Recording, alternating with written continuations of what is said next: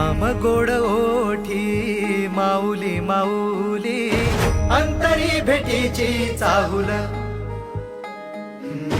मोकळ आभाळ पंढरीची वाट, चालू लागली पाऊल.